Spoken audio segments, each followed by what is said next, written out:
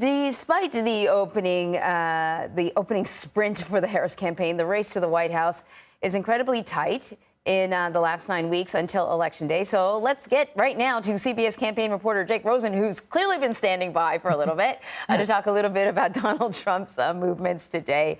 All right, so we talked with Nydia about the new polling showing, a gender gap. There is a real divide between Harris and Trump, and it seems to be growing. What's the campaign doing then to, try to slow this trend? Well, one thing that we saw, Anne-Marie, was the IVF announcement that the former president made last week in Michigan, that he, if elected again, would work to make sure that IVF treatments are both either funded by the federal government or subsidized, but also that private insurances across the country focus on that. So just one kind of shot over the bow, talking about things that would support women. We saw J.D. Vance a couple weeks ago talk about a child tax credit. These are just a couple of the things, but at the same time, the Trump campaign has consistently leaned into kind of this bro and macho attitude to court men voters. We saw at the RNC, obviously, with people like Kid Rock, Tucker Carlson, Hulk Hogan being there. But in addition to some of these podcast episodes and media appearances that the former president consistently makes to target that crowd. So Donald Trump releasing a book. My. How to get around? Where did he find the time? It's called Save America.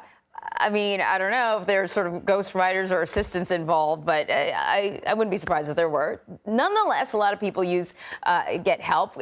Tell me about this book. What is this book all about?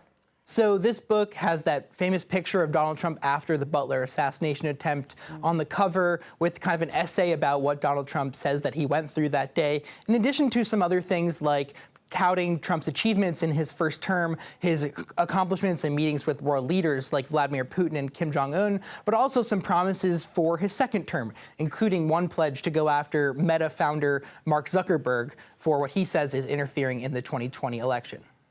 I just sort of quickly went on Amazon to see, and it does say that Donald Trump wrote the book. Also, you can get like sort of a set of 3. Donald Trump's book, Melania has a book coming out, and of course, Hillbilly Elegy, J.D. Vance's best-selling book.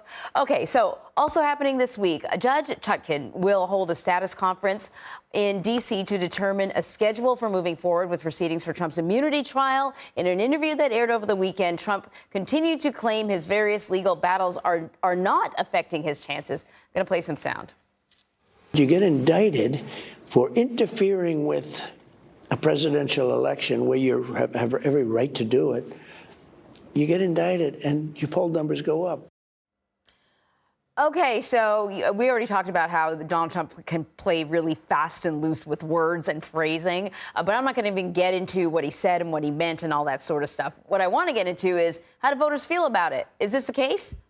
Yes, and in the recent battleground states where Donald Trump has been lately, Michigan and Pennsylvania, I've had the privilege of talking to these voters across the country who go to the rallies, who are on the periphery of these rallies, and most of them believe exactly what Donald Trump says, that he was just doing what he was legally allowed to do going after the 2020 election through January 6th, and a lot of them also are very skeptical about whether their vote will count going into this November and whether they can trust the election system again. So as you saw there, Donald Trump casting doubt on the election process in 2020. He's continually been doing the same thing, casting doubt on things like mail-in ballots, drop boxes, and things like that we know are mostly safe and that have been litigated in all these battleground states over the last 4 years.